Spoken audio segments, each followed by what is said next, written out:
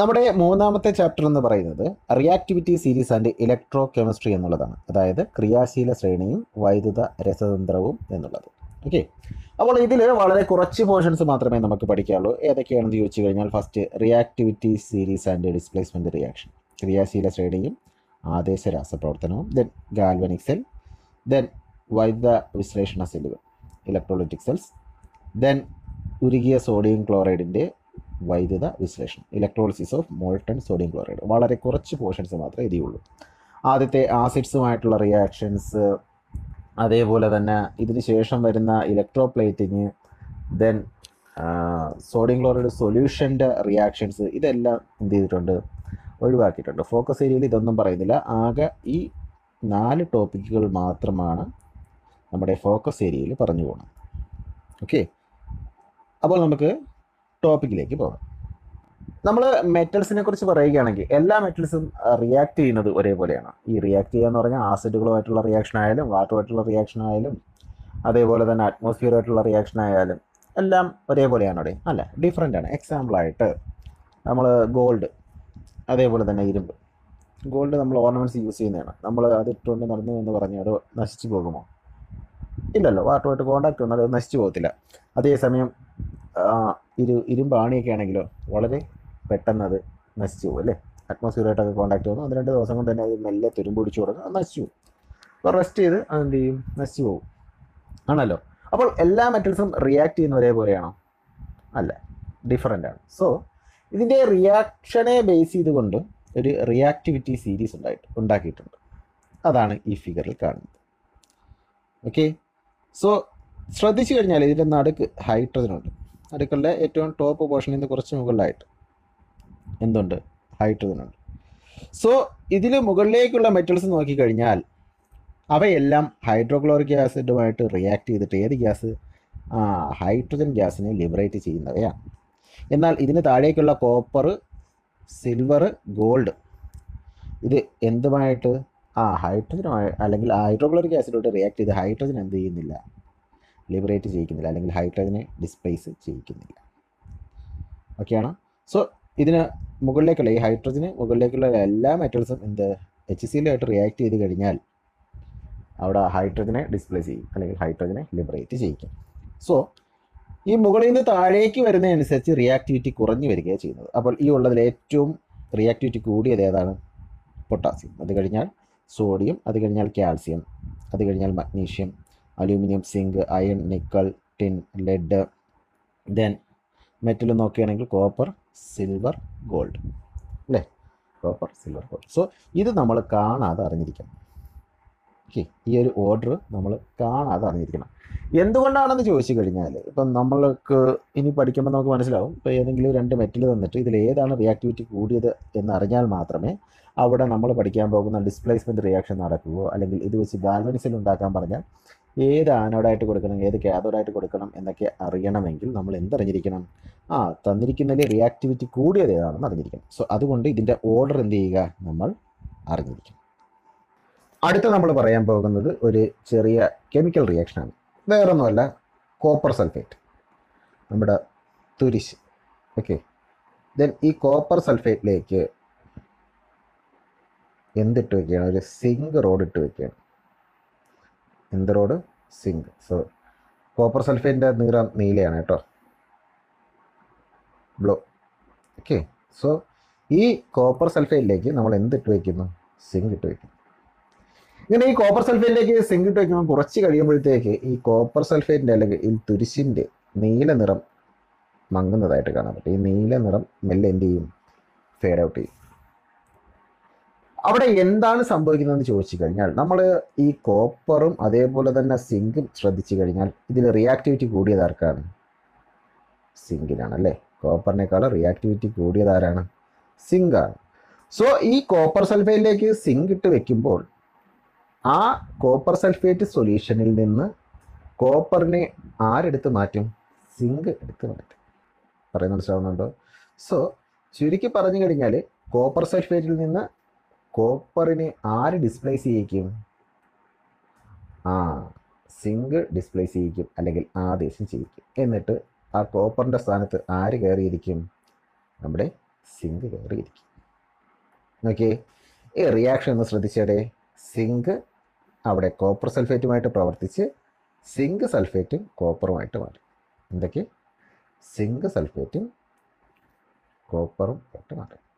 So ഈ zinc sulphate അവിടെ ഉണ്ടാകുന്നത് കൊണ്ടാണ് കോപ്പർ സൾഫേറ്റിൻ്റെ നീല നിറം മങ്ങാനുള്ള കാരണം. ഇങ്ങനെ ഫ്രീ ആകുന്ന കോപ്പർ എവിടെ? ആ സിങ്കിൽ വന്ന് പറ്റിപ്പിടിച്ച് ഡെപ്പോസിറ്റ് ചെയ്യപ്പെടുകയും ചെയ്യും. ഓക്കെ, അതിൽ പറ്റിപ്പിടിച്ചിരിക്കുകയും ചെയ്യും. ഓക്കെ ആണോ? അപ്പോൾ ഈ ദണ്ട് ഇങ്ങനെ ചെറുതായിട്ട് പല വരുന്നതായിട്ടൊക്കെ കാണും. കാരണം അവിടെ എന്ത് ഡെപ്പോസിറ്റ് ചെയ്യപ്പെടും? കോപ്പർ ഡെപ്പോസിറ്റ് ചെയ്യും. ഓക്കെ, എന്തുകൊണ്ടാണ് ഇത് സംഭവിക്കുന്നതെന്ന് ചോദിച്ചു കഴിഞ്ഞാൽ, നമ്മൾ കോപ്പറും സിങ്കും എടുത്തു കഴിഞ്ഞാൽ റിയാക്ടിവിറ്റി ഏറ്റവും കൂടുതൽ ആർക്കാണ്? റിയാക്ടിവിറ്റി ഏറ്റവും കൂടുതൽ സിങ്കിനാണ്. ആർക്കാണ്? സിങ്കിന്. അപ്പോൾ സിങ്ക് ഇവിടെ എന്ത് ചെയ്യുമെന്നറിയോ? 2 ഇലക്ട്രോണിനെ വിട്ടുകൊടുത്ത് സിങ്ക് അയോണായിട്ട് മാറും. ഇതായിട്ട് മാറും സിങ്ക് അയോൺ. കാരണം ഏറ്റവും റിയാക്ടിവിറ്റി കൂടിയ മെറ്റൽ എന്ന് പറഞ്ഞാൽ വളരെ പെട്ടെന്ന് ഇലക്ട്രോണിനെ ഡൊണേറ്റ് ചെയ്യുന്നതാണ്. ഇങ്ങനെ സിങ്ക് ഇങ്ങനെ 2 ഇലക്ട്രോണിനെ വിട്ടുകൊടുത്ത് വരുന്ന കാണുന്ന ടൈമിൽ കോപ്പർ സൾഫേറ്റ് സ്പ്ലിറ്റ് ചെയ്ത് എന്തൊക്കെയായിട്ട് മാറും? കോപ്പർ അയോണും സൾഫേറ്റ് അയോണുമായിട്ട് മാറും. എന്തൊക്കെയായിട്ട് മാറും? കോപ്പർ അയോണും സൾഫേറ്റ് അയോണുമായിട്ട് മാറും. ഇങ്ങനെ സൾഫേറ്റ് അയോൺ ഫ്രീ ആയതുകൊണ്ട് അത് സിങ്കുമായിട്ട് ചേർന്ന് സിങ്ക് സൾഫേറ്റ് ആയിട്ട് മാറും. എന്തായിട്ട് മാറും? Zinc sulphate. അതേസമയം ഇവിടെ ഫ്രീ ആയി വരുന്ന 2 ഇലക്ട്രോൺ പിന്നീടുള്ളത് കോപ്പർ അയോൺ. ഇത് രണ്ടും കൂടെ ചേർന്ന് എന്തായിട്ട് മാറും? കോപ്പർ ആറ്റമായിട്ട് ഈ സിങ്ക് റോഡിൽ ഡെപ്പോസിറ്റ് ചെയ്യപ്പെടും. ഈ സിങ്ക് റോഡിൽ കോപ്പർ ആറ്റം ഡെപ്പോസിറ്റ് ചെയ്യപ്പെടും. ഇതാണ് ഇവിടെ നടക്കുന്ന റിയാക്ഷൻ. ഇവിടെ ഇലക്ട്രോണിനെ വിട്ടുകൊടുത്ത ആരാണ്ടേ? സിങ്ക് അല്ലേ ഇലക്ട്രോണിനെ വിട്ടുകൊടുത്തത്? അല്ലേ? സിങ്ക് ഇലക്ട്രോണിനെ വിട്ടുകൊടുത്തൽ സിങ്ക് അയോണായിട്ട് മാറിയത്. ഇലക്ട്രോണിനെ സ്വീകരിച്ചത് ആരാ? കോപ്പർ അയോൺ അല്ലേ? കോപ്പർ അയോൺ 2 ഇലക്ട്രോണിനെ സ്വീകരിച്ച് എന്തായിട്ട് മാറി? കോപ്പർ ആറ്റമായിട്ട് മാറി. സോ ഇലക്ട്രോണിനെ വിട്ടുകൊടുക്കുന്ന പ്രോസസ്സിനെ ഓക്സിഡേഷൻ അല്ലെങ്കിൽ ഓക്സീകരണമെന്നും, ഇലക്ട്രോണിനെ സ്വീകരിക്കുന്നതിന് റിഡക്ഷൻ അല്ലെങ്കിൽ നിരോക്സീകരണം എന്നും പറയും. സോ ഇലക്ട്രോണിനെ വിട്ടുകൊടുക്കുന്നത് ഓക്സിഡേഷൻ അല്ലെങ്കിൽ ഓക്സീകരണം, ഇലക്ട്രോണിനെ സ്വീകരിക്കുന്നത് റിഡക്ഷൻ അല്ലെങ്കിൽ നിരോക്സീകരണം. ഇവിടെ ഓക്സിഡേഷൻ സംഭവിച്ച അല്ലെങ്കിൽ ഓക്സീകരണം സംഭവിച്ച ആർക്കാണ്? സിങ്കിന്. റിഡക്ഷൻ അല്ലെങ്കിൽ നിരോക്സീകരണം സംഭവിച്ച ആർക്കാണ്? കോപ്പറിന്. ഓക്കെ ആണോ? സോ ഇതാണ് ഇവിടെ നടക്കുന്ന റിയാക്ഷൻ. ഓക്കെ, അപ്പോൾ ഇവിടെ എന്താണ് സംഭവിച്ചത്? ഹൈലി റിയാക്റ്റീവ് ആയിട്ടുള്ള ഒരു മെറ്റൽ അതായിരുന്നല്ലോ സിങ്ക് അല്ലേ? ലെസ് റിയാക്റ്റീവ് ആയിട്ടുള്ളൊരു മെറ്റലിൻ്റെ സൊല്യൂഷൻ അതല്ലേ കോപ്പർ സൾഫേറ്റ് അല്ലേ? ഹൈ റിയാക്റ്റീവ് ആയിട്ടുള്ളൊരു മെറ്റൽ ലെസ് റിയാക്റ്റീവ് ആയിട്ടുള്ളൊരു മെറ്റൽ സൊല്യൂഷൻ ഇട്ട് വെച്ചപ്പോഴത്തേക്ക് ആ സൊല്യൂഷനിൽ നിന്ന് ആരെ ഡിസ്പ്ലേസ് ചെയ്യിച്ചു? ലെസ് റിയാക്റ്റീവ് ആയിട്ടുള്ള മെറ്റലിനെ ഡിസ്പ്ലേസ് ചെയ്തിട്ട് അവിടെ സിങ്ക് കയറിയിരുന്നു. ഇതാണ് ഡിസ്പ്ലേസ്മെൻറ്റ് റിയാക്ഷൻ അല്ലെങ്കിൽ ആദേശ രാസപ്രവർത്തനം എന്ന് പറയും. ഓക്കെ, സിമ്പിളാണ്. നമ്മൾ ഈ കണ്ട കാര്യങ്ങൾ എഴുതി വെച്ചാൽ മതി. റിയാക്ടിവിറ്റി നോക്കുമ്പോൾ സിങ്കിന് റിയാക്ടിവിറ്റി കൂടുതൽ, കോപ്പറിന് റിയാക്ടിവിറ്റി കുറവ്. അതുകൊണ്ട് എന്ത് ചെയ്യും? റിയാക്ടിവിറ്റി കുറഞ്ഞ മെറ്റലിൻ്റെ സൊല്യൂഷനിൽ നിന്നും ആ മെറ്റലിനെ റിയാക്ടിവിറ്റി കൂടിയ മെറ്റൽ ഡിസ്പ്ലേസ് ചെയ്യും. ഇതാണ് ഇവിടെ നടക്കുന്ന എന്ത് റിയാക്ഷൻ? Displacement reaction. നോക്കിയാലേ, ഇനി അതിൻ്റെ ഒരു ഡെഫിനിഷനായിട്ട് നോക്കുകയാണെങ്കിൽ metals having high reactivity displace the metals having less reactivity from their salt solution. അതായത് ക്രിയാശീലം കൂടിയ ലോഹം ക്രിയാശീലം കുറഞ്ഞ ലോഹത്തെ അതിൻ്റെ ലവണലായതിയിൽ നിന്ന് ആദേശം ചെയ്യുന്ന പ്രവർത്തനം. ഇതിനെയാണ് ഡിസ്പ്ലേസ്മെൻറ്റ് റിയാക്ഷൻ അല്ലെങ്കിൽ ആദേശ രാസപ്രവർത്തനം എന്ന് പറയും. അപ്പോൾ റിയാക്ടിവിറ്റി കൂടിയതിന് ഓക്സിഡേഷനും റിയാക്ടിവിറ്റി കുറഞ്ഞതിന് റിഡക്ഷൻ. ഓക്കെ, സോ ഓക്സിഡേഷനും റിഡക്ഷനും ഒരുമിച്ച് നടക്കുന്നുണ്ട് എങ്കിൽ നമുക്കതിനെ എന്തെന്ന് പറയാം? റിഡോക്സ് റിയാക്ഷൻ എന്ന് പറയാമെന്ന് നമ്മൾ പഠിച്ചു. അതുകൊണ്ട് ഈ ഡിസ്പ്ലേസ്മെൻറ്റ് റിയാക്ഷൻസ് എല്ലാം എന്താ? റിഡോക്സ് റിയാക്ഷൻ അല്ലെങ്കിൽ റിഡോക്സ് പ്രവർത്തനങ്ങളാണ്. ഓക്കെ, ആദേശ രാസപ്രവർത്തനങ്ങളെല്ലാം എന്താണ്? റിഡോക്സ് റിയാക്ഷൻസ് അല്ലെങ്കിൽ റിഡോക്സ് പ്രവർത്തനങ്ങളാണ്. ഓക്കെ, സോ ഇവിടെ സിങ്കിന് സംഭവിച്ചത് എന്താണെന്ന് നമ്മൾ പറഞ്ഞു. സിങ്ക് 2 ഇലക്ട്രോണിനെ വിട്ടുകൊടുത്തിട്ട് സിങ്ക് അയോണായിട്ട് മാറി. ദെൻ ഈ വിട്ടുകൊടുത്ത അയോണിനെ ഇലക്ട്രോണിനെ ആര് സ്വീകരിച്ചു? കോപ്പർ സ്വീകരിച്ചു. എന്നിട്ട് എന്തായിട്ട് മാറി? കോപ്പർ ആറ്റമായിട്ട് മാറി. അപ്പോൾ ഇതിന് ഓക്സിഡേഷനും ഇതിന് റിഡക്ഷൻ അല്ലെങ്കിൽ നിരോക്സീകരണം. സിങ്കിന് ഓക്സിഡേഷൻ അല്ലെങ്കിൽ ഓക്സീകരണവും കോപ്പറിന് റിഡക്ഷൻ അല്ലെങ്കിൽ നിരോക്സീകരണം. ഓക്കെ, ദേ മുകളിലുള്ളതെന്ന് ശ്രദ്ധിച്ചേ. ഇത് എന്തിനെ ബേസ് ചെയ്തുകൊണ്ടാണ് ഈ എഴുതിയേക്കുന്നത് ഓക്സിഡേഷൻ നമ്പറിനെ ബേസ് ചെയ്തുകൊണ്ടാണ്. സിങ്ക് 0 ആയിരുന്നു, കോപ്പറിൻ്റെ 2+, സൾഫേറ്റ് ആയതിൻ്റെത് 2- നമ്മൾ പഠിച്ചിട്ടുള്ളതാണ്. ദെൻ സൾഫേറ്റ് അതിൻ്റെ 2- ആണെങ്കിൽ അതിൽ സിങ്ക് സൾഫേറ്റിൽ സിങ്കിൻ്റെത് 2+, കോപ്പറിൻ്റെ 0. സോ അവിടെ എന്താണ് സംഭവിക്കുന്നത് എന്നുള്ളതാണ് ഇവിടെ അടിയിൽ പറഞ്ഞിരിക്കുന്നത്. എന്താ, സിങ്ക് 2 ഇലക്ട്രോണിനെ വിട്ട് കൊടുത്ത് സിങ്ക് അയോൺ ആവുന്നു, കോപ്പർ അയോൺ 2 ഇലക്ട്രോണിനെ മേടിച്ചിട്ട് കോപ്പർ ആറ്റമായിട്ട് മാറും. അടുത്ത പറയുന്നത് സിൽവർ നൈട്രേറ്റ് സൊല്യൂഷനിൽ അല്ലെങ്കിൽ സിൽവർ നൈട്രേറ്റ് ലായനിയിൽ കോപ്പർ ഇട്ട് വെച്ച് കഴിഞ്ഞാൽ അവിടെ എന്തെങ്കിലും റിയാക്ഷൻ നടക്കുമോ എന്നുള്ളതാണ്. നമ്മൾ നോക്കുമ്പോഴത്തേക്ക് സിൽവർ എന്ന് പറയുന്ന മെറ്റലും കോപ്പർ എന്ന് പറയുന്ന മെറ്റലും കമ്പയർ ചെയ്ത് കഴിഞ്ഞാൽ ഇതിന് റിയാക്ടിവിറ്റി കൂടിയത് ആർക്കാണ്? കോപ്പറാണ്. അപ്പോൾ അവിടെ എന്തായാലും ഏത് റിയാക്ഷൻ നടക്കും? ഡിസ്പ്ലേസ്മെൻറ്റ് റിയാക്ഷൻ അല്ലെങ്കിൽ ആദേശ രാസപ്രവർത്തനം നടക്കും അല്ലേ. സോ കോപ്പർ എന്താണ് ചെയ്യുന്നത്? കോപ്പർ 2 ഇലക്ട്രോണിനെ വിട്ടുകൊടുത്ത് എന്തായിട്ട് മാറും? കോപ്പർ അയോൺ ആയിട്ട് മാറും. ഓക്കെ, സിൽവർ നൈട്രേറ്റ് ലായനി AgNO3 എന്താ സംഭവിക്കുന്നതെന്ന് ചോദിച്ചു കഴിഞ്ഞാൽ ഇത് സ്പ്ലിറ്റ് ചെയ്ത് Ag+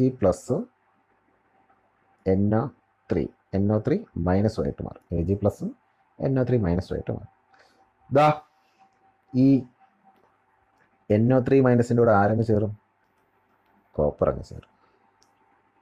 ഓക്കെ, കോപ്പർ നൈട്രേറ്റ് ആയിട്ട് മാറും. ദെൻ Ag ആരെ അക്സെപ്റ്റ് ചെയ്യും അല്ലെങ്കിൽ ആരെ സ്വീകരിക്കും? കോപ്പർ വിട്ടുകൊടുത്ത 2 ഇലക്ട്രോണിനെ സ്വീകരിച്ച് എന്തായിട്ട് മാറും? കോപ്പർ ആറ്റമായിട്ട് മാറും. ഓക്കെ, സോ ഇതാണ് ഇവിടെ നടക്കുന്ന റിയാക്ഷൻ. ഇവിടെ ഓക്സിഡേഷൻ സംഭവിച്ചത് ആർക്കാണ്? കോപ്പറിന്. റിഡക്ഷൻ സംഭവിച്ചത് ആർക്കാണ്? സിൽവർ. ഓക്സിഡേഷൻ സംഭവിച്ചത് കോപ്പറിനും റിഡക്ഷൻ സംഭവിച്ചത് സിൽവർ. ഓക്കെ ആണോടെ? ഇത്രയേ ഉള്ളൂ ഇവിടെ നടക്കുന്ന റിയാക്ഷൻ. അത് ഇവർ ഓക്സിഡേഷൻ നമ്പറിനെ ബേസ് ചെയ്തുകൊണ്ട് പറഞ്ഞേക്കുന്നതേ ഉള്ളൂ. നമുക്കൊന്ന് നോക്കാം. NO3-, കോപ്പർ 0 ആയിരുന്നു. ഇവിടെ 2 NO3- ഉള്ളത് കൊണ്ട് നമുക്ക് ഇത് എന്തായിട്ട് മാറും? Cu2+ ആയിട്ട് മാറും. ദെൻ Agയുടെ ചാർജ് ഇവിടെ എത്രയാണ്? പ്ലസ് ഉണ്ടായിരുന്നു, ഇവിടെ വരുമ്പോൾ അത് എത്രയായിട്ട് മാറും? 0 ആയിട്ട് മാറും. കാരണം അത് ആറ്റമായിട്ട് മാറിയല്ലോ. അപ്പോൾ ഇവിടെ നോക്കുമ്പോൾ +1 നിന്ന് 0 ആയിട്ട് മാറി. ഓക്സിഡേഷൻ നമ്പർ കുറഞ്ഞു. സോ ഓക്സിഡേഷൻ നമ്പർ കുറയുന്ന പ്രവർത്തനത്തെ നിരോക്സീകരണം അല്ലെങ്കിൽ റിഡക്ഷൻ എന്ന് പറയാം. ഇവിടെ കോപ്പർ ശ്രദ്ധിച്ചു കഴിഞ്ഞാൽ 0 ആയിരുന്നു, അതെന്തായിട്ട് മാറി? +2 ആയിട്ട് മാറി. സോ ഇതിനെ നമുക്ക് എന്തെന്ന് പറയാം? ഓക്സീകരണം. അടുത്തത് ഗാൽവനിക് സെല്ലാണ്. ഗാൽവനിക് സെൽ അല്ലെങ്കിൽ വോൾട്ടായിക് സെൽ എന്താണെന്ന് ചോദിച്ചു കഴിഞ്ഞാൽ ഈ റിഡോക്സ് റിയാക്ഷനിലൂടെ കെമിക്കൽ എനർജിയെ എന്താക്കി മാറ്റും? ഇലക്ട്രിക്കൽ എനർജിയാക്കി മാറ്റും. റിഡോക്സ് റിയാക്ഷനിലൂടെ കെമിക്കൽ എനർജിയെ അല്ലെങ്കിൽ രാസ ഊർജത്തെ ഇലക്ട്രിക്കൽ എനർജി വൈദ്യുത ഊർജ്ജമാക്കി മാറ്റും. ഇതിനെയാണ് എന്തെന്ന് പറയുന്നത്? ഗാൽവനിക് സെൽ അല്ലെങ്കിൽ വോൾട്ടായിക് സെൽ എന്ന് പറയുന്നത്. പറയാൻ മനസ്സിലായോ? അപ്പോൾ ഈ ഒരു അറേഞ്ച്മെൻറ്റ്, ഏത് അറേഞ്ച്മെൻറ്റ്? റിഡോക്സ് റിയാക്ഷനിലൂടെ നമ്മുടെ കെമിക്കൽ എനർജിയെ ഇലക്ട്രിക്കൽ എനർജിയാക്കി മാറ്റുന്ന അറേഞ്ച്മെൻറ്റിനെ നമുക്ക് എന്തെന്ന് പറയാം? ഗാൽവനിക് സെൽ എന്ന് പറയാം. എന്തെന്ന് പറയാം? Galvanic cell. സോ ചുരുക്കി ഓർത്തിരുന്നാൽ chemical energy to electrical energy, രാസോർജ്ജത്തെ വൈദ്യുത ഊർജ്ജമാക്കി മാറ്റും. ഇതാണ് എന്ത്? Galvanic cell. നമ്മൾ പഠിക്കാൻ പോകുന്നത് സിങ്ക് കോപ്പർ ഗാൽവനിക് സെല്ലാണ്. സിങ്കിൻ്റെയും കോപ്പറിൻ്റെയും ഗാൽവനിക് സെല്ല്. അപ്പോൾ ഇതിൽ എന്തൊക്കെ ഉണ്ടെന്ന് ഒന്ന് ശ്രദ്ധിക്കാം. കോപ്പറിൻ്റെ ഒരു റോഡ്, കോപ്പർ സൾഫേറ്റ് അതായത് കോപ്പറിൻ്റെ ഒരു സാൾട്ട് സൊല്യൂഷൻ, സിങ്കിൻ്റെ റോഡ്, സിങ്കിൻ്റെ ഒരു സാൾട്ട് സൊല്യൂഷൻ സിങ്ക് സൾഫേറ്റ് അല്ലേ. പിന്നെന്താണ്? ഒരു വോൾട്ട് മീറ്റർ, ഒരു സാൾട്ട് ബ്രിഡ്ജ്. ഇത്രയും കാര്യങ്ങളല്ലേ ഉള്ളൂ. സോ 2 മെറ്റൽ, ആ മെറ്റലിൻ്റെ 2 സാൾട്ട് സൊല്യൂഷൻസ്, ഒരു വോൾട്ട് മീറ്റർ, സാൾട്ട് ബ്രിഡ്ജ്. ഇനി ഇതിൻ്റെ അറേഞ്ച്മെൻറ്റ് ഇവിടെ നോക്കിയാലേ. വോൾട്ട് മീറ്ററിൻ്റെ നെഗറ്റീവ് സൈഡിൽ സിങ്കും പോസിറ്റീവ് സൈഡിൽ കോപ്പർ. നെഗറ്റീവ് സൈഡിൽ സിങ്കും പോസിറ്റീവ് സൈഡിൽ കോപ്പർ ആണല്ലോ. നമ്മൾ സിങ്കും കോപ്പറും എടുത്തു കഴിഞ്ഞാൽ ഇത് റിയാക്ടിവിറ്റി കൂടിയത് ആർക്കാണ്? സിങ്കിനാണെന്ന് നമ്മൾ പറഞ്ഞു അല്ലേ. നമ്മൾ ആൾറെഡി പറഞ്ഞതാണ്. ഏതിനാണ് റിയാക്ടിവിറ്റി കൂടുതൽ? കോപ്പറിനേക്കാളും സിങ്കിനാണ് റിയാക്ടിവിറ്റി കൂടുതൽ. അപ്പോൾ ആ റിയാക്ടിവിറ്റി കൂടിയ മെറ്റൽ വോൾട്ട്മീറ്ററിൻ്റെ നെഗറ്റീവ് ടെർമിനലായിട്ടും ആ റിയാക്ടിവിറ്റി കുറഞ്ഞത് വോൾട്ട്മീറ്ററിൻ്റെ പോസിറ്റീവ് ടെർമിനലായിട്ടും കണക്ട് ചെയ്തു. ഓക്കെ, ഈ ഒരു കണക്ഷൻ ഓർത്ത് വെച്ചേക്കും. പിന്നെ ആ രണ്ട് സാൾട്ട് സൊല്യൂഷനും ഒരു സാൾട്ട് ബ്രിഡ്ജ് വെച്ച് നമ്മൾ കണക്ട് ചെയ്യും. ഇവിടെ എന്ത് റിയാക്ഷനാണ് നടക്കുന്നതെന്ന് ചോദിച്ചു കഴിഞ്ഞാൽ സിങ്ക് ഈ സിങ്ക് റോഡ് റിയാക്ടിവിറ്റി കൂടിയതായതുകൊണ്ട് ഇത് 2 ഇലക്ട്രോണിനെ വിട്ടുകൊടുക്കും. എന്നിട്ട് എന്തായിട്ട് മാറും? സിങ്ക് അയോണായിട്ട് മാറും ആണല്ലോ. സോ ഈ വിട്ടുകൊടുക്കുന്ന 2 ഇലക്ട്രോൺ ഈ പുറമെ വോൾട്ട്മീറ്റർ വഴി കടന്ന് എവിടെ എത്തും? കോപ്പർ റോഡിലൂടെ കോപ്പർ സൾഫേറ്റിലെത്തും. കോപ്പർ സൾഫേറ്റിലേക്ക് എത്തും. അപ്പോൾ ഇവിടെ ഇലക്ട്രോൺ ഫ്ലോ ഉണ്ടായേ. എവിടെ നിന്ന്? ഇവിടെ നിന്ന് ഇവിടേക്ക്. അപ്പോൾ നമ്മൾ പഠിച്ചിട്ടുണ്ട് ഫ്ലോ ഓഫ് ഇലക്ട്രോൺ ആണ് കറണ്ട് എന്ന് പറയുന്നത് അല്ലേ. ഫ്ലോ ഓഫ് ഇലക്ട്രോൺ ആണ് കറണ്ട് എന്ന് പറയുന്നത്. സോ ഇലക്ട്രോൺ ഫ്ലോയുടെ ഓപ്പോസിറ്റ് ഡയറക്ഷനിൽ എന്തുണ്ടാവും? കറണ്ട് ഉണ്ടാവും. അപ്പോൾ ഇവിടെ കെമിക്കൽ എനർജി ഇലക്ട്രിക്കൽ എനർജി ആയിട്ട് മാറിയല്ലോ. സോ ആ അറേഞ്ച്മെൻ്റ് ആണ് ഗാൽവനിക് സെൽ. സിമ്പിൾ അല്ലേ സംഭവം? ഇവിടെ എന്താ സംഭവിച്ചത്? റിയാക്ടിവിറ്റി കൂടിയ മെറ്റൽ ആ 2 ഇലക്ട്രോണിനെ വിട്ടുകൊടുത്തു. ഇവിടെ സിങ്ക് ആയതുകൊണ്ടാണ് പറയുന്നത് 2 ഇലക്ട്രോൺ എന്ന്. സോ ഇലക്ട്രോണിനെ വിട്ടുകൊടുത്തു കഴിഞ്ഞാൽ ഓക്സിഡേഷൻ അല്ലെങ്കിൽ ഓക്സീകരണം. അപ്പോൾ ആ ഇലക്ട്രോൺ കോപ്പർ റോഡിലൂടെ കോപ്പർ സൾഫേറ്റ് സൊല്യൂഷൻ എത്തി. സോ ഇങ്ങനെ ഇലക്ട്രോൺ എത്തുമ്പോൾ കോപ്പർ സൾഫേറ്റ് എന്ത് ചെയ്യുമെന്നറിയോ? കോപ്പർ സൾഫേറ്റ് സ്പ്ലിറ്റ് ചെയ്ത് നേരത്തെ പോലെ സ്പ്ലിറ്റ് ചെയ്ത് കോപ്പർ അയോണും സൾഫേറ്റ് അയോണുമായിട്ട് മാറും. എന്തൊക്കെയായിട്ട് മാറും? കോപ്പർ അയോണും സൾഫേറ്റ് അയോണും. ഈ കോപ്പർ അയോൺ, ഇവിടെ ഉണ്ടാകുന്ന കോപ്പർ അയോൺ 2 ഇലക്ട്രോണിനെ വാങ്ങി, അതായത് ഏത് സിങ്ക് വിട്ടുകൊടുത്ത ഈ 2 ഇലക്ട്രോണുമായിട്ട് ചേർന്ന് കോപ്പർ ആറ്റമായിട്ട് എവിടെ ഡെപ്പോസിറ്റ് ചെയ്യപ്പെടും? ഈ കോപ്പർ റോഡിൽ ഡെപ്പോസിറ്റ് ചെയ്യപ്പെടും. സോ ഇതാണ് അവിടെ നടക്കുന്ന റിയാക്ഷൻ. ഇത്രയേ ഉള്ളൂ. അപ്പോൾ കോപ്പർ 2 ഇലക്ട്രോണിനെ വാങ്ങിയില്ലേ? ഇലക്ട്രോണിനെ വാങ്ങിയത് കൊണ്ട് റിഡക്ഷൻ അല്ലെങ്കിൽ നിരോക്സീകരണം. ഓക്കെ ആണോ? So simple. അപ്പോൾ ഇവിടെ ഓക്സിഡേഷൻ സംഭവിച്ച ആർക്കാണ്? സിങ്കിനാണ്. സിങ്കിന് ഓക്സിഡേഷൻ അല്ലെങ്കിൽ ഓക്സീകരണം. ഓക്സിഡേഷൻ അല്ലെങ്കിൽ ഓക്സീകരണം നടക്കുന്ന ഇലക്ട്രോഡിനെ ആനോഡ് എന്ന് പറയും. എന്തെന്ന് പറയും? ആനോഡ് എന്ന് പറയും. ഇവിടെ കോപ്പറിന് എന്താ സംഭവിച്ചത്? റിഡക്ഷൻ അല്ലെങ്കിൽ നിരോക്സീകരണം. നിരോക്സീകരണം നടക്കുന്നതിനെ ക്യാഥോഡ് എന്ന് പറയും. എന്തെന്ന് പറയും? ക്യാഥോഡ് എന്ന് പറയും. അപ്പോൾ ഇവിടെ ആനോഡിൻ്റെ ചാർജ് എന്തായിരുന്നല്ലേ? നെഗറ്റീവ് ആയിരുന്നല്ലേ. ഇതാ ഇവിടെ സിംഗിളല്ലേ കണക്ട് ചെയ്തേക്കാൻ, നെഗറ്റീവ് സൈഡല്ലേ. So charge negative. ക്യാഥോഡിൻ്റെ ചാർജ് പോസിറ്റീവ്. ഓർത്തോളണം, ഇമ്പോർട്ടൻ്റ് ആണ്, വളരെ ഇമ്പോർട്ടൻ്റ് ആണ്. ആനോഡിൻ്റെ ഇവിടുത്തെ ചാർജ് നെഗറ്റീവ്, ക്യാഥോഡിൻ്റെ ചാർജ് പോസിറ്റീവ്. അപ്പോൾ എന്താണ് ആനോഡ്? ഓക്സിഡേഷൻ നടക്കുന്ന ഇലക്ട്രോഡാണ് ആനോഡ്. എന്താണ് ക്യാഥോഡ്? റിഡക്ഷൻ നടക്കുന്ന ഇലക്ട്രോഡ് അല്ലെങ്കിൽ നിരോക്സീകരണം നടക്കുന്ന ഇലക്ട്രോഡാണ് ക്യാഥോഡ്. ആനോഡിൻ്റെ ചാർജ് നെഗറ്റീവ്, ക്യാഥോഡിൻ്റെ ചാർജ് പോസിറ്റീവ്. അപ്പോൾ നമ്മൾ പറഞ്ഞതെല്ലാം കഴിഞ്ഞു. ഇനി നമ്മൾ ശ്രദ്ധിക്കേണ്ട ഒരു കാര്യമുണ്ട്. എന്തിനാണ് ഇവിടെ സാൾട്ട് ബ്രിഡ്ജ് എന്നുള്ളത്? നോക്കിയേ, ഇവിടെ നമ്മൾ നോക്കുമ്പോഴത്തേക്ക് 2 ഇലക്ട്രോൺ പോയ ശേഷം ഇവിടെ എന്ത്? സിങ്ക് അയോൺസ് മാത്രം. ഇതേപോലെ സിങ്ക് റോഡിൽ നിന്ന് ഇലക്ട്രോണിനെ വിട്ടുകൊടുക്കുന്നതനുസരിച്ച് ഇവിടെ എന്ത് അയോൺസ്? പോസിറ്റീവ് അയോൺസ് കൂടി വരില്ല. അതായത് സിങ്കിൻ്റെ പോസിറ്റീവ് അയോൺസ് എന്ത് ചെയ്യും? കൂടി വരും. ഇവിടെ കോപ്പർ സൾഫേറ്റിൽ നിന്ന് വീണ്ടും ഇങ്ങനെ കോപ്പർ പോകുന്നതനുസരിച്ച് ഇവിടെ എന്ത്? സൾഫേറ്റ് അയോണും കൂടി വരും. അതായത് ഏത്? മൈനസ് അയോണും ഇവിടെ ഇങ്ങനെ കൂടി വരും. ഓക്കെ ആണോ? അപ്പോൾ കുറേ കഴിയുമ്പോഴത്തേക്ക് ഇവിടെ പോസിറ്റീവ് അയോൺസ് മാത്രമായി കഴിഞ്ഞാൽ വീണ്ടും ഇലക്ട്രോൺ ഫ്ലോ നടക്കുമോ? ഇല്ല. ഇലക്ട്രോണിനെ വിട്ടുകൊടുത്ത് പോസിറ്റീവ് ആവാൻ ഈ ഒരു ഇലക്ട്രോൺ ചാർജ് സമ്മതിക്കത്തില്ല. അപ്പോൾ ഇലക്ട്രോണിൻ്റെ ഫ്ലോ എന്ത് ചെയ്യും? കുറഞ്ഞു വരും. ഇത് അവോയ്ഡ് ചെയ്യാനാണ് എന്ത് ഉപയോഗിക്കുന്ന? സാൾട്ട് ബ്രിഡ്ജ് ഉപയോഗിക്കും. സാൾട്ട് ബ്രിഡ്ജ് യൂസ് ചെയ്യും. ഓക്കെ. സോ സാൾട്ട് ബ്രിഡ്ജ് എന്ന് പറയുമ്പോഴത്തേക്ക് ഏതെങ്കിലും ഒരു സാൾട്ട് ആയിരിക്കും. അത് KCl, പൊട്ടാസ്യം ക്ലോറൈഡ്, ലായനിയൊക്കെ ആയിരിക്കും. അതിലുമൊക്കെ എന്തെങ്കിലുമൊക്കെ ആയിരിക്കും വെച്ചിരിക്കുന്നത്. അപ്പോൾ എന്ത് സംഭവിക്കുന്നത് വെച്ച് കഴിഞ്ഞാൽ ഇങ്ങനെ ഒരു കണ്ടീഷൻ ഉണ്ടാകുമ്പോഴത്തേക്ക് ഈ സാൾട്ട് പോസിറ്റീവ് അയോണും നെഗറ്റീവ് അയോണായിട്ട് മാറും. ഇപ്പം KCl ആണെങ്കിൽ K+, Cl- ആയിട്ട് മാറും. ഈ പ്ലസ് മൈനസിൻ്റെ സൈഡിലേക്കും ഈ മൈനസ് പ്ലസിൻ്റെ സൈഡിലേക്കും വരും. പ്ലസ് മൈനസിൻ്റെ സൈഡിലേക്കും മൈനസ് പ്ലസിൻ്റെ സൈഡിലേക്കും വരും. അതായത് സാൾട്ട് ബ്രിഡ്ജിൽ നിന്ന് പോസിറ്റീവ് ചാർജുകളെല്ലാം നെഗറ്റീവിൻ്റെ സൈഡിലേക്കും നെഗറ്റീവ് ചാർജ് പോസിറ്റീവിൻ്റെ സൈഡിലേക്കും വരും. എന്ന് പറഞ്ഞ് അത് വന്നിട്ട് ഇവിടെ റിയാക്ഷൻ ഒന്നും നടക്കില്ല. അതേ സമയം എന്താ സംഭവിക്കുന്നത്, ഇവിടെ ഇങ്ങനെ പോസിറ്റീവ് ചാർജിൻ്റെ അടുത്തേക്ക് നെഗറ്റീവ് ചാർജ് വരുമ്പോൾ അവിടെ ന്യൂട്രലൈസേഷൻ നടക്കൂലേ, ചാർജ് ഇല്ലാതാവില്ലേ. സോ അങ്ങനെ ഇലക്ട്രോണിൻ്റെ ഫ്ലോ കണ്ടിന്യൂ ചെയ്യപ്പെടും. ഇലക്ട്രോണിൻ്റെ ഫ്ലോ എന്ത് ചെയ്യപ്പെടും, കണ്ടിന്യൂ ചെയ്യപ്പെടും. ഓക്കെ, ഇതാണ് ഇവിടെ നടക്കുന്നത്. ഇതിന് വേണ്ടിയിട്ടാണ് എന്ത് യൂസ് ചെയ്യുന്ന, സാൾട്ട് ബ്രിഡ്ജ് യൂസ് ചെയ്യുന്നത്. സോ ഇത്രയേ ഉള്ളൂ ഇവിടെ നടക്കുന്ന റിയാക്ഷൻ. അപ്പോൾ ശ്രദ്ധിക്കാനുള്ളത്, സിങ്ക് ഇലക്ട്രോണിനെ വിട്ടുകൊടുക്കുന്നു, ഓക്സിഡേഷൻ അല്ലെങ്കിൽ ഓക്സീകരണം നടക്കുന്ന ഇലക്ട്രോണിനെ ആനോഡ് എന്ന് പറയും, ആനോഡിൻ്റെ ചാർജ് നെഗറ്റീവ്. സോ കോപ്പറിന് റിഡക്ഷൻ അല്ലെങ്കിൽ എന്താ പറയുന്നത്, നിരോക്സീകരണം നടക്കുന്നതിന് നമ്മൾ ഇലക്ട്രോണിനെ എന്തെന്ന് പറയും, കാഥോഡ് എന്ന് പറയും, കാഥോഡിൻ്റെ ചാർജ് പോസിറ്റീവ്. ഓർത്തിരിക്കാമല്ലോ. ഇത്രയേ ഉള്ളൂ ഗാൽവാനിക് സെൽ അല്ലെങ്കിൽ വോൾട്ടായിക് സെൽ എന്ന് പറയും.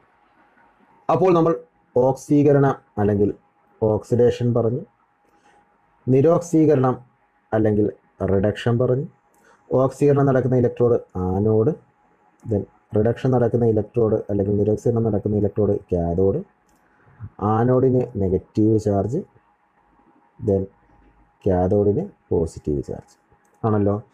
ഇവിടെ സിങ്കിന് നടക്കുന്ന റിയാക്ഷൻ പറഞ്ഞു, കോപ്പറിന് നടക്കുന്ന റിയാക്ഷൻ പറഞ്ഞു. സോ ഇതാണ് ഇവിടെ നടക്കുന്ന റിഡോക്സ് റിയാക്ഷൻ.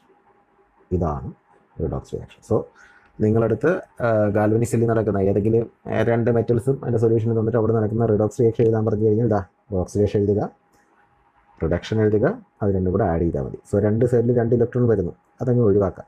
അപ്പോൾ ബാക്കി നമുക്കിത് കിട്ടൂലേ. സോ ഇതാണെന്ത്, റിഡോക്സ് റിയാക്ഷൻ. സോ എക്സാമിന് ഇതൊക്കെയായിരിക്കും ചോദിക്കുന്നത് കേട്ടോ, ഓക്സിഡേഷൻ, റിഡക്ഷൻ ഇതൊക്കെയായിരിക്കും ചോദിക്കുന്നത്.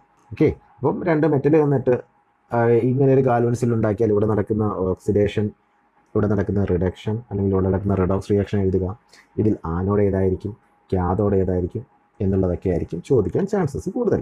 അപ്പോൾ നിങ്ങൾ ശ്രദ്ധിക്കാനുള്ള ഒരു കാര്യം എന്താണെന്ന് വെച്ച് കഴിഞ്ഞാൽ, എല്ലായ്പ്പോഴും നെഗറ്റീവിൽ എന്ത് കൊടുക്കുക, റിയാക്ടിവിറ്റി കൂടിയ മെറ്റൽ കൊടുക്കുക. ഇവിടെ സിംഗിളേ കൊടുത്തത്. സോ റിയാക്ടിവിറ്റി കൂടിയത് ആ വോൾട്ട് മീറ്ററിൻ്റെ നെഗറ്റീവ് ടെർമിനലിൽ കൊടുക്കുക, റിയാക്ടിവിറ്റി കുറഞ്ഞത് പോസിറ്റീവ് ടെർമിനലിലും കൊടുക്കുക. ഇത് മാത്രം ആലോചിച്ചാൽ മതി. ഓക്കെ, അടുത്ത പഠിക്കേണ്ടത് ഇലക്ട്രോലിറ്റിക് സെല്ലാണ് അല്ലെങ്കിൽ വൈദ്യുത വിശ്ലേഷണ സെൽ. സോ നേരത്തെ പറഞ്ഞതിൻ്റെ ജസ്റ്റ് ഓപ്പോസിറ്റ്, നമ്മൾ ഗാൽവനിക് സെല്ല് പറഞ്ഞത് എന്താ, കെമിക്കൽ എനർജിയെ അല്ലെങ്കിൽ രാസോർജ്ജത്തെ ഇലക്ട്രിക്കൽ എനർജി അല്ലെങ്കിൽ വൈദ്യുതോർജ്ജമാക്കി മാറ്റുമെന്ന് പറഞ്ഞു. എന്നാൽ ഇവിടെ അതിന് ജസ്റ്റ് ഓപ്പോസിറ്റ് എന്താ, ഇലക്ട്രിക്കൽ എനർജിയെ കെമിക്കൽ എനർജി, അതായത് വൈദ്യുത ഊർജ്ജത്തെ രാസ ഊർജ്ജമാക്കി മാറ്റുന്നു. അതാണ് എന്ത്, ഇലക്ട്രോളിറ്റിക് സെൽ അല്ലെങ്കിൽ വൈദ്യുത വിശ്ലേഷണ സെൽ എന്ന് പറയും. സോ ഇലക്ട്രിക്കൽ എനർജിയെ എന്താക്കി മാറ്റുന്നു, കെമിക്കൽ എനർജി, അതായത് വൈദ്യുത ഊർജ്ജത്തെ രാസ ഊർജ്ജമാക്കി മാറ്റുന്ന അറേഞ്ച്മെൻറ്റ് അല്ലെങ്കിൽ ആ ഒരു ഡിവൈസിനെ നമുക്ക് എന്ത് പറയാം, ഇലക്ട്രോലിറ്റിക് സെൽ അല്ലെങ്കിൽ വൈദ്യുത വിശ്ലേഷണ സെല്ലുകളെന്ന് പറയാം. ഓക്കെ ആണോ. സോ ഇതിൽ ശ്രദ്ധിക്കേണ്ട 1-2 കാര്യങ്ങളുണ്ട്. എന്താണെന്ന് വെച്ച് കഴിഞ്ഞാൽ, what you mean by electrolytes, എന്താണ് ഇലക്ട്രോലൈറ്റുകൾ. ഓക്കെ, അപ്പോൾ ഇലക്ട്രോലൈറ്റുകൾ എന്താണെന്ന് ചോദിച്ചു കഴിഞ്ഞാൽ, ഒന്നുകിൽ ഉരുകിയ അവസ്ഥയിൽ അല്ലെങ്കിൽ മോൾട്ടൺ സ്റ്റേറ്റിൽ അല്ലെങ്കിൽ അക്വസ് സൊല്യൂഷൻ ആയിരിക്കും, അതായത് ജലത്തിൽ ലയിച്ചിരിക്കുന്ന അവസ്ഥയിൽ ഇലക്ട്രിസിറ്റി കണ്ടക്ട് ചെയ്യുന്നെങ്കിൽ നമുക്ക് എന്തെന്ന് പറയാം, അതിനെ ഇലക്ട്രോലൈറ്റ്സ് എന്ന് പറയാം. സിംപ്ലി നമ്മൾ ഉപ്പെടുത്തു. സോ ഉപ്പിൻ്റെ സ്റ്റേറ്റ് എന്താ, അല്ലെങ്കിൽ സാൾട്ട് നമ്മുടെ വീട്ടിൽ സോഡിയം ക്ലോറൈഡ് ഉപ്പ്. സോ ഉപ്പിൻ്റെ സ്റ്റേറ്റ് എന്താണ്, സോളിഡാണ് അല്ലേ. അതിന് ആ സോളിലൂടെ നമ്മൾ ഇലക്ട്രിസിറ്റി പാസ് ചെയ്താൽ അത് കണ്ടക്ട് ചെയ്യത്തില്ല, ഇലക്ട്രിസിറ്റി എന്ത് ചെയ്യത്തില്ല, കണ്ടക്ട് ചെയ്യത്തില്ല. അതേസമയം നമ്മൾ അതിനെടുത്ത് വെള്ളത്തിൽ ലയിപ്പിച്ചു, എന്നിട്ട് ഇലക്ട്രിസിറ്റി പാസ് ചെയ്യിച്ചു കഴിഞ്ഞാൽ എന്ത് ചെയ്യപ്പെടും, ഇലക്ട്രിസിറ്റി കണ്ടക്ട് ചെയ്യും. അല്ലെങ്കിൽ നമ്മൾ ആ ഉപ്പിനെടുത്ത് ഉരുക്കി എന്നിട്ട് ഇലക്ട്രിസിറ്റി കണ്ടക്ട് ചെയ്താൽ ഇലക്ട്രിസിറ്റി കടത്തി വിട്ട് കഴിഞ്ഞാൽ എന്ത് ചെയ്യപ്പെടും, അത് കണ്ടക്ട് ചെയ്യും. അപ്പോൾ ഒന്നെങ്കിൽ അത് ജലത്തിൽ ലയിച്ചിരിക്കുന്ന അവസ്ഥയിൽ അക്വ സൊല്യൂഷൻ ആയിരിക്കുന്ന അവസ്ഥയിൽ, അല്ലെങ്കിൽ മോൾട്ടൺ സ്റ്റേറ്റ് അല്ലെങ്കിൽ ഉരുകിയ അവസ്ഥയിൽ. ഈ 2 കണ്ടീഷനിലും ഇലക്ട്രിസിറ്റി പാസ് ചെയ്യുന്ന സബ്സ്റ്റൻസുകളെ അല്ലെങ്കിൽ ഇലക്ട്രിസിറ്റി കണ്ടക്ട് ചെയ്യുന്ന സബ്സ്റ്റൻസുകളെ നമുക്ക് എന്തെന്ന് പറയാം, ഇലക്ട്രോലൈറ്റ്സ് എന്ന് പറയാം. എന്തെന്ന് പറയാം, ഇലക്ട്രോലൈറ്റ്സ്. ഓക്കെ, സോ നമ്മുടെ ആസിഡ്, ആൽക്കലി, സാൾട്ട് ഇതെല്ലാം എന്താണ്, ഇലക്ട്രോലൈറ്റ്സ് ആണ്. എപ്പോഴും മോൾട്ടൺ സ്റ്റേറ്റിൽ അക്വ സൊല്യൂഷൻ ആയിരിക്കുമ്പോൾ ഇതെല്ലാം ആസിഡും ആൽക്കലിയും സാൾട്ടും എല്ലാം എന്താണ്, ഇലക്ട്രോലൈറ്റുകളാണ്. അപ്പോൾ നമ്മൾ പറഞ്ഞു ഇലക്ട്രിസിറ്റി പാസ് ചെയ്യുമ്പോൾ അല്ലെങ്കിൽ ഇലക്ട്രിസിറ്റി അത് കണ്ടക്ട് ചെയ്യുമെന്ന് പറഞ്ഞു. ഈ 2 കണ്ടീഷനിൽ ഒന്നുകിൽ അക്വ സൊല്യൂഷൻ ആയിരിക്കുമ്പോൾ അല്ലെങ്കിൽ മോൾട്ടൺ സ്റ്റേറ്റ് ആയിരിക്കുമ്പോൾ ഇലക്ട്രിസിറ്റി കണ്ടക്ട് ചെയ്യുമെന്ന് പറഞ്ഞു. ഓക്കെ, ഇങ്ങനെ ഇലക്ട്രിസിറ്റി കണ്ടക്ട് ചെയ്യുമ്പോൾ അവിടെ കെമിക്കൽ ചേഞ്ച് നടന്നു കഴിഞ്ഞാൽ, അവിടെ എന്തെങ്കിലും കെമിക്കൽ ചേഞ്ച് അല്ലെങ്കിൽ എന്തെങ്കിലും ഒരു രാസമാറ്റം നടന്നു കഴിഞ്ഞാൽ അതിനെ നമുക്ക് എന്തെന്ന് പറയാം? ഇലക്ട്രോളിസിസ് അല്ലെങ്കിൽ വൈദ്യുത വിശ്ലേഷണം എന്ന് പറയാം. ഇലക്ട്രോളിസിസ് അല്ലെങ്കിൽ അതിന് എന്തെന്ന് പറയാതെ? വൈദ്യുത വിശ്ലേഷണം എന്ന് പറയാം. ഇലക്ട്രോളിസിസ് അല്ലെങ്കിൽ വൈദ്യുത വിശ്ലേഷണം എന്ന് പറയും. ഓക്കെ, ഓക്കെയാണോ? അപ്പോൾ നമ്മൾ പറഞ്ഞു ഇലക്ട്രോലൈറ്റ്സ് പറഞ്ഞു, ഇലക്ട്രോളിസിസും പറഞ്ഞു. അപ്പോൾ അക്വ സൊല്യൂഷൻ അല്ലെങ്കിൽ മോൾട്ടൺ സ്റ്റേറ്റ് ഇരിക്കുന്ന അവസ്ഥയിലോ ജലീയ ലായനി ഇരിക്കുമ്പോഴത്തേക്ക് അവിടെ എന്ത് ഇലക്ട്രിസിറ്റി പാസ് ചെയ്യിക്കുക, അതാണ് എന്ത് ഇലക്ട്രോലൈറ്റ്സ്. ഓക്കെ, ഇങ്ങനെ ഈ ഇലക്ട്രോലൈറ്റുകളിൽ ഫ്രീ അയോൺസ് കാണപ്പെടും. സ്വതന്ത്രമായിട്ട് ചലിക്കാൻ പറ്റിയ അയോണുകൾ കാണപ്പെടും. ഏതൊക്കെ സ്റ്റേറ്റിൽ? അക്വ സൊല്യൂഷൻ ആയിരിക്കുമ്പോഴത്തേക്ക് അല്ലെങ്കിൽ മോൾട്ടൺ സ്റ്റേറ്റിൽ. ഈ ഫ്രീ അയോണുകൾ കാരണമാണ് എന്ത് വൈദ്യുതി കടന്നു പോകുന്നത് അല്ലെങ്കിൽ ഇലക്ട്രിസിറ്റി കണ്ടക്ട് ചെയ്യപ്പെടുന്നത്. ഓക്കെ, ജസ്റ്റ് ഒന്ന് ഓർത്ത് വെച്ചിരുന്നാൽ മതി. അപ്പോൾ എന്താ പറഞ്ഞേ? ഇലക്ട്രോലൈറ്റ്സ് എന്താണെന്നും അതേപോലെ തന്നെ ഇലക്ട്രോളിസിസ് എന്താണെന്നുമാണ് പറഞ്ഞു. നമുക്ക് ജസ്റ്റ് ഇലക്ട്രോളിസിസ് എങ്ങനെ നടക്കുന്നു എന്നൊന്ന് നോക്കാം. നോക്കിയേ, ഒരു ഇലക്ട്രോലൈറ്റ്. അപ്പോൾ ഈ ഇലക്ട്രോലൈറ്റിൻ്റെ പ്രത്യേകത എന്താ? ഇലക്ട്രിസിറ്റി കണ്ടക്ട് ചെയ്യും അല്ലേ. ദെൻ ഒരു ആനോഡ്, ഒരു കാഥോഡ്. ഓക്കെ, ആനോഡ് കാഥോഡ് അവിടെ നിൽക്കട്ടെ. നമുക്ക് എങ്ങനെ വരുന്നു എന്ന് നോക്കാം. ബാറ്ററിയുടെ പോസിറ്റീവ് ടെർമിനലും നെഗറ്റീവ് ടെർമിനലും അത് രണ്ടും കൂടെ നമ്മൾ ഒരു റോഡിലേക്ക് കണക്ട് ചെയ്ത് ഇലക്ട്രോലൈറ്റിലേക്ക് മുക്കി വെച്ചേക്കാണ് ഇലക്ട്രിസിറ്റി പാസ് ചെയ്യിക്കുന്നത്. സോ ഇങ്ങനെ ഇലക്ട്രിസിറ്റി പോകുമ്പോഴത്തേക്ക് ഈ സാൾട്ടുകൾ അല്ലെങ്കിൽ ഈ ഇലക്ട്രോലൈറ്റ് എന്ത് ചെയ്യപ്പെടും?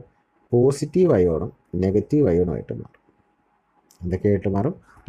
ഈ ഇലക്ട്രോലൈറ്റ് ഒരു പോസിറ്റീവ് അയോണും നെഗറ്റീവ് അയോണുമായിട്ട് മാറും. ഈ പോസിറ്റീവ് അയോൺ എങ്ങോട്ട് പോകൂടെ? പോസിറ്റീവ് അയോൺ അല്ല എപ്പോഴും നെഗറ്റീവിലേക്ക് പോകും അല്ലേ.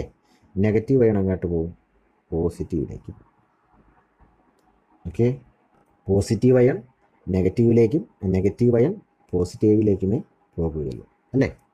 ഇനി ഒന്ന് ശ്രദ്ധിച്ചേടെ, ഒരാറ്റത്തിന് എപ്പോഴാണ് പോസിറ്റീവ് ചാർജ് വരുന്നത്?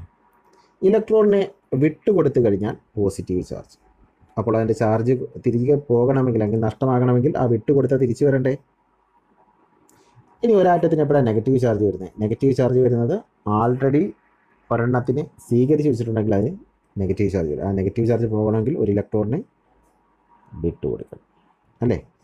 സോ ശ്രദ്ധിച്ചേ, ഇവിടെ നെഗറ്റീവ് ചാർജ് ഉള്ളത് ആൾറെഡി വാങ്ങി വെച്ചേക്കുന്നതായിരിക്കുമല്ലോ. വാങ്ങി വെച്ചേക്കുന്നുണ്ടല്ലേ നെഗറ്റീവ് ചാർജ്. അതെങ്ങോട്ട് വരും? പോസിറ്റീവിലേക്ക് വരും. ആ കയ്യിലുള്ള ഇലക്ട്രോണിനെ വിട്ടുകൊടുക്കും. ഇലക്ട്രോണിനെ വിട്ടുകൊടുത്തു കഴിഞ്ഞാൽ ഓക്സിഡേഷൻ നടക്കുന്നത് ആനോഡിൻ്റെ ചാർജ് ഇവിടെ എന്താണ്? പോസിറ്റീവാണ്. സോ ഇത് എക്സാമ്പിൾ വെച്ച് നമുക്ക് പറയാം. ജസ്റ്റ് ഞാൻ ഒന്ന് പറഞ്ഞു, ഇത് NaCl മോൾട്ടൺ സോഡിയം ക്ലോറൈഡിൻ്റെ എക്സാമ്പിൾ വെച്ച് നമുക്ക് പറയാം. ജസ്റ്റ് അതിന് മുന്നേ ഞാനൊന്ന് പറഞ്ഞു തന്നേ ഉള്ളൂ. സോ ഒന്ന് ശ്രദ്ധിച്ചോളൂ. ഇനി പോസിറ്റീവ് ചാർജ് എപ്പോഴാണെന്ന് പറഞ്ഞു? ഇലക്ട്രോണിനെ വിട്ടുകൊടുത്തത് കൊണ്ടല്ലേ. സോ ആ പോസിറ്റീവ് ഉള്ളത് നെഗറ്റീവിലേക്ക് പോകും. നെഗറ്റീവ് ചെന്നിട്ട് അതിൻ്റെ ചാർജ് പോകണമെങ്കിൽ വിട്ടുകൊടുത്ത ഒരെണ്ണത്തിനെ സ്വീകരിക്കണം. സോ ഒരു ഇലക്ട്രോണിനെ വാങ്ങുമ്പോൾ റിഡക്ഷൻ അല്ലെങ്കിൽ നിരോക്സീകരണം നടക്കുന്നത് കാഥോഡ്. ഇവിടെ കാഥോഡിൻ്റെ ചാർജ് നെഗറ്റീവ്. അപ്പോൾ നേരത്തെ ഗാൽവാനിക് സെല്ല് പറഞ്ഞതിൻ്റെ ജസ്റ്റ് ഓപ്പോസിറ്റാണ് ഇവിടെ വന്നിരിക്കുന്നത്. എന്താ? ആനോഡിന് അവിടെ നെഗറ്റീവ് ആയിരുന്നു, ഇവിടെ ആനോഡ് പോസിറ്റീവ്. കാഥോഡ് അവിടെ പോസിറ്റീവ് ആയിരുന്നു, ഇവിടെ നെഗറ്റീവ്. സോ അതുകൊണ്ടാണ് ശ്രദ്ധിച്ചോളണമെന്ന് പറഞ്ഞത്. അപ്പോൾ ഓക്സിഡേഷൻ നടക്കുന്നത് ആനോഡ്, റിഡക്ഷൻ നടക്കുന്നത് അല്ലെങ്കിൽ നിരോക്സീകരണം നടക്കുന്നത് കാഥോഡ്. സോ ഇവിടെ ചാർജ് പറയാമല്ലോ, ആനോഡിൻ്റെ ചാർജ് പോസിറ്റീവ്, കാഥോഡിൻ്റെ ചാർജ് നെഗറ്റീവ്. ഓക്കെ, ഇനി ശ്രദ്ധിക്കാനുള്ളൊരു കാര്യം എന്ന് വെച്ച് കഴിഞ്ഞാൽ കാറ്റയോണും ആനയോണും. ഓക്കെ, കാറ്റയോണും ആനയോണും. കാറ്റയോൺ എന്ന് പറഞ്ഞാൽ വേറൊന്നുമില്ല, കാഥോഡിലേക്ക് പോകുന്നത് എന്താ? പോസിറ്റീവ് ചാർജ് ഉള്ളതല്ലേ. കാഥോഡിലേക്ക് പോകുന്നത് പോസിറ്റീവ് ചാർജുള്ള അയോണല്ലേ. സോ അതിനെ നമ്മൾ എന്തെന്ന് പറയും? കാറ്റയോൺ എന്ന് പറയും. എന്തെന്ന് പറയും? കാറ്റയോൺ. ഓക്കെ, ദെൻ എന്താ ആനയോൺ? ആനോഡിലേക്ക് പോകുന്നത് നെഗറ്റീവ് ചാർജുള്ളതല്ലേ. സോ ആനോഡിലേക്ക് പോകുന്ന നെഗറ്റീവ് ചാർജുള്ള അയോൺസിന് ആനയോൺസ് എന്ന് പറയും. എന്താ പറയും? ആനയോൺസ്. കാറ്റയോൺ പോസിറ്റീവ് അല്ലേ. എന്ന് ഓർത്തിരുന്നാൽ മതി. പോസിറ്റീവ് പോലെ അല്ലേ. അപ്പം പോസിറ്റീവ് അയോൺ കാറ്റയോൺസും ആനയോണിൽ എന്നില്ലേ നെഗറ്റീവ് അയോൺ ആനയോൺസ്. ജസ്റ്റ് ഒന്ന് ഓർത്ത് വെച്ച്. Next, electrolysis of molten sodium chloride. ഉരുകിയ സോഡിയം ക്ലോറൈഡിൻ്റെ ഇലക്ട്രോളിസിസ് അല്ലെങ്കിൽ വൈദ്യുത വിശ്ലേഷണം. അതായത് സോഡിയം ക്ലോറൈഡ് നമ്മൾ ഉപ്പെടുത്ത് ഉരുക്കിയതിന് ശേഷം അതിലൂടെ ഇലക്ട്രിസിറ്റി പാസ് ചെയ്യിക്കുന്നു. നേരത്തെ വരച്ച ഫിഗർ ഒന്ന് ഓർത്ത് വെച്ചേക്കുക. ഇതായിരിക്കും എന്ത്? NaCl. ഇതിൽ പോസിറ്റീവ് സൈഡ്, ഒരു നെഗറ്റീവ്. അല്ലേ? ബാറ്ററി കൊടുത്തേക്കുന്നതാണ്. പോസിറ്റീവ് സൈഡും ഒരു നെഗറ്റീവ് സൈഡും, രണ്ട് ടെർമിനലുണ്ടല്ലോ. സോ പോസിറ്റീവ് ടെർമിനൽ ആലോചിച്ച് കൊള്ളുക, നെഗറ്റീവ് ടെർമിനലും ആലോചിച്ച് കൊള്ളുക. സോ ഈ സോഡിയം ക്ലോറൈഡിലൂടെ ഇലക്ട്രിസിറ്റി പാസ് ചെയ്ത് പോകുന്ന ടൈമിൽ അതെന്തൊക്കെയായിട്ട് മാറും? ഇലക്ട്രോളിസിന് വിധേയമാകും. ഓക്കെ, സോ ഇലക്ട്രോളിസിന് വിധേയമാകുമ്പോൾ അതെന്തൊക്കെയായിട്ട് മാറും? Na+ഉം Cl- ആയിട്ട് മാറും. പോസിറ്റീവ് അയോണും നെഗറ്റീവ് അയോണും ആയിട്ട് മാറും. അപ്പോൾ ഇതിലെ കാറ്റയോൺ ഏതാണ്? സോഡിയം. ആനയോൺ ഏതാണ്? Chlorine. Okay, so positive ion cation, അതേതാണ്? സോഡിയം. Negative ion anion. ഇനി ഈ പോസിറ്റീവ് അയൺ എങ്ങോട്ട് പോകുകൂടെ? സിമ്പിളി അത് നെഗറ്റീവിലേക്ക് പോകും. നെഗറ്റീവ് അയൺ അങ്ങോട്ട് പോകും, സിമ്പിളി പോസിറ്റീവിലേക്ക് പോകും. ഇനി ഇതിന് നടക്കുന്ന റിയാക്ഷൻ നോക്കി. സോഡിയത്തിൻ്റെ ചാർജ് പോസിറ്റീവ്. ഇതിന് ചാർജ് ഇല്ലാതാകണമെങ്കിൽ, അല്ലെങ്കിൽ ആറ്റമായിട്ട് മാറണമെങ്കിൽ ചാർജ് ഇല്ലാതാകണം അല്ലേ? ആ ചാർജ് ഇല്ലാതാകണമെങ്കിൽ എത്ര ഇലക്ട്രോണെ വാങ്ങണം? ഒരു ഇലക്ട്രോണിനെ വാങ്ങണം. ഒരു ഇലക്ട്രോണിനെ വാങ്ങുമ്പോൾ അത് എന്തായിട്ട് മാറും? സോഡിയം ആറ്റമായിട്ട് മാറും. കാരണം ആൾറെഡി ഇതിന് പോസിറ്റീവ് ചാർജ് ഉണ്ട്. എന്തുകൊണ്ടാണ് ആ പോസിറ്റീവ് ചാർജ്? ഇലക്ട്രോണിനെ അത് ആൾറെഡി വിട്ട് കൊടുത്തിട്ടുള്ളത് കൊണ്ട്. അപ്പോൾ ആ ചാർജ് ഇല്ലാതാകണമെങ്കിൽ ഒരു ഇലക്ട്രോണിനെ വാങ്ങണം. അപ്പോൾ സോഡിയം എന്ത് ചെയ്യും? ഒരു ഇലക്ട്രോണിനെ വാങ്ങും. എന്നിട്ട് എന്തായിട്ട് മാറും? സോഡിയം ആറ്റം ആയിട്ട് മാറും. അപ്പോൾ ഇത് ഇലക്ട്രോണിനെ വാങ്ങിയല്ലേ ചെയ്തത്? വാങ്ങിക്കഴിഞ്ഞാൽ റിഡക്ഷൻ അല്ലെങ്കിൽ നിരോക്സീകരണം അല്ലേ? അതേതാണ്? കാഥോഡാണ്. ഓക്കെ, കാഥോഡിൻ്റെ ചാർജ് നെഗറ്റീവ്. ഇനി ക്ലോറിൻ എന്താണ് സംഭവിച്ചത്? ക്ലോറിൻ നേരെ പോസിറ്റീവിലേക്ക് വന്നല്ലേ? അപ്പോൾ ക്ലോറിൻ്റെ ഇവിടുത്തെ ചാർജ് നെഗറ്റീവാണ്, അത് ആനയോണാണ്. എന്തുകൊണ്ടാണ് എപ്പോഴാണ് നെഗറ്റീവ് ചാർജ് കിട്ടുന്നത്? ആൾറെഡി ഇലക്ട്രോണിനെ വാങ്ങിയിട്ടുണ്ടെങ്കിൽ ഒരാറ്റത്തിന് എന്ത് ചാർജ് ആയിരിക്കും? നെഗറ്റീവ് ചാർജ് ആയിരിക്കും. അപ്പോൾ ആ വാങ്ങിയതിനെ വിട്ടുകൊടുത്താൽ പോലെ. സോ നമ്മൾ 2 ക്ലോറിൻ എടുക്കുന്നു. എന്തിനാണെന്ന് പറയാം. 2 ക്ലോറിൻ എടുക്കുന്നു. സോ 2 നെഗറ്റീവ് ചാർജാണ്. ആ ക്ലോറിൻ്റെ ചാർജ് പോകണമെങ്കിൽ എന്ത് ചെയ്യണം? ഇലക്ട്രോണിനെ വിട്ടുകൊടുക്കണം. 2 ക്ലോറിനാകുമ്പോൾ 2 ഇലക്ട്രോണിനെ വിട്ടുകൊടുക്കണം. ഓക്കെ, സോ എന്ത് ചെയ്തു? ക്ലോറിൻ എന്ത് ചെയ്തു? 2 ഇലക്ട്രോണിനെ വിട്ടുകൊടുത്ത് ക്ലോറിൻ മോളിക്യൂളായി. ഓക്കെ, അപ്പോൾ ഇവിടെ ഓക്സിഡേഷൻ സംഭവിച്ച ആർക്കാണ്? ക്ലോറിനാണ്. ഓക്സിഡേഷൻ സംഭവിച്ചത് ക്ലോറിൻ. സോ ഓക്സിഡേഷൻ സംഭവിക്കുന്ന ഇലക്ട്രോണിനെ എന്തെന്ന് പറയും? ആനോഡ് എന്ന് പറയും. ആനോഡിൻ്റെ ചാർജ് പോസിറ്റീവ്. സോ 2 ഇലക്ട്രോൺ അല്ലെങ്കിൽ 2 ക്ലോറിൻ എടുത്താൽ വേറെ ഒന്നും കൊണ്ടല്ല, ക്ലോറിൻ ഡയറ്റോമിക് മോളിക്യൂൾ ആയതുകൊണ്ട് നമുക്ക് Cl2 എന്ന് എഴുതാൻ വേണ്ടിയിട്ട് മാത്രമേ എന്തെടുത്തേ ഉള്ളൂ? 2 Cl- എടുത്തേ ഉള്ളൂ. ഓക്കെയാണോ? ഡയറ്റോമിക് ആയതുകൊണ്ടാണ് അങ്ങനെ എടുത്തത്. അപ്പോൾ അതിൽ കൺഫ്യൂഷൻ ഒന്നും വേണ്ട. ഇപ്പം നിങ്ങൾ ചോദിക്കും, സാറേ Cl- Cl+1 ഇലക്ട്രോൺ എന്ന് എഴുതി കൂടി, അങ്ങനെ എഴുതാം. പക്ഷേ Cl എന്ന് പറയുന്നത് ഡയറ്റോമിക് ആയതുകൊണ്ട് കുറച്ചുകൂടെ ആക്യുറേറ്റ് ആയിട്ട് നമ്മൾ പഠിച്ചല്ലേ, 10ാം ക്ലാസ്സൊക്കെ അല്ല, അപ്പോൾ കുറച്ചുകൂടെ ആക്യുറേറ്റ് ആയിട്ട് നമുക്ക് എന്താ Cl2 എന്ന് എഴുതാൻ വേണ്ടിയിട്ട് എടുത്തേ ഉള്ളൂ. അപ്പോൾ ഇതാണ് electrolysis of molten sodium chloride എന്ന് പറയുന്നത്. സിമ്പിളല്ലേ? വളരെ സിമ്പിളാണ്. അപ്പോൾ ഇത്രയും ആയപ്പോഴത്തേക്ക് എന്ത് കഴിഞ്ഞു? നമുക്ക് ഈ ചാപ്റ്ററിൽ പഠിക്കാനുള്ള പോർഷൻസ് കഴിഞ്ഞു. അതായത് ഫോക്കസ് ഏരിയ ബേസ് ചെയ്തുകൊണ്ട് പഠിക്കാനുള്ള പോർഷൻസ് എല്ലാം കഴിഞ്ഞു. ഇനിയും ഒരുപാട് പോർഷൻസ് ഉണ്ട്. ഈ സോഡിയം ക്ലോറൈഡ് സൊല്യൂഷൻ, ദെൻ ഇലക്ട്രോപ്ലേറ്റിങ്ങിൻ്റെ യൂസസ്, ഇതെല്ലാം ഉണ്ട് കേട്ടോ. സോ നമ്മളതൊന്നും പറഞ്ഞു പോകുന്നില്ല. ജസ്റ്റ് വേണമെങ്കിൽ ആ സോഡിയം ക്ലോറൈഡ് സൊല്യൂഷൻ്റെ ആനോടും കാഥോഡും എന്താണെന്ന് മാത്രം ഒന്ന് പറയാം. ഓക്കെ ആണല്ലോ? സോ അതിലേക്കൊന്ന് പോകാം. സോഡിയം ക്ലോറൈഡ് സൊല്യൂഷൻ ആകുമ്പോൾ ശ്രദ്ധിക്കാനുള്ളത്, അതിൽ സോഡിയവും ക്ലോറിനും മാത്രമല്ല, അതിൽ സോഡിയം അയോൺ കാണും, ക്ലോറിൻ അയോൺ കാണും, ഹൈഡ്രോണിയം അയോൺ കാണും, ഹൈഡ്രോക്സൈഡ് അയോൺ കാണും, ദെൻ വാട്ടർ കാണും. ഇങ്ങനെ ഒരുപാട് അയോൺസ് അതിലുണ്ട്. അപ്പോൾ പോസിറ്റീവ് അയണുണ്ട്, നെഗറ്റീവ് അയണും ഒന്നിൽ കൂടുതലുണ്ട്. ഓക്കെ, സോ ഇങ്ങനെ വരുമ്പോൾ നമ്മൾ ശ്രദ്ധിക്കണം. നമ്മൾ 2 കാര്യം മാത്രം നോക്കിയാൽ മതി. ആനോഡിൽ എന്ത് സംഭവിക്കും എന്നുള്ളത്. ആനോഡ് പോസിറ്റീവിലേക്ക് എന്ത് തന്നെ പോകും? ക്ലോറിൻ തന്നെ പോകും അല്ലേ? ക്ലോറിൻ ചെന്നിട്ട് 2 ഇലക്ട്രോണിനെ വിട്ടുകൊടുത്ത് ക്ലോറിൻ മോളിക്യൂളായിട്ട് മാറും. ദെൻ അവിടെ ഏത് ഗ്യാസാണ്? ആനോഡിൽ ഉണ്ടാകുന്ന ഗ്യാസ് ക്ലോറിൻ ഗ്യാസ്. എന്നാൽ കാഥോഡിൽ നെഗറ്റീവിൽ നമുക്ക് നോർമലി പോയിക്കൊണ്ടിരുന്ന ഏതാണ്? സോഡിയം അല്ലേ? എന്നാൽ ഇവിടെ പോകുന്ന ഏതാണ്? വാട്ടറാണ്. കാരണം ഇലക്ട്രോണിനെ ആകർഷിക്കാൻ സോഡിയത്തിനേക്കാളും ആർക്ക്? വാട്ടറിന് കഴിവുള്ളതുകൊണ്ട് ഇവിടെ കാഥോഡിലേക്ക് പോകുന്ന ഏതാണ്? വാട്ടറാണ്. വാട്ടർ നിന്നിട്ട് 2 ഇലക്ട്രോണിനെ വാങ്ങി എന്തൊക്കെയായിട്ട് മാറും? ഹൈഡ്രജനും ഹൈഡ്രോക്സൈഡ് അയണായിട്ട് മാറും.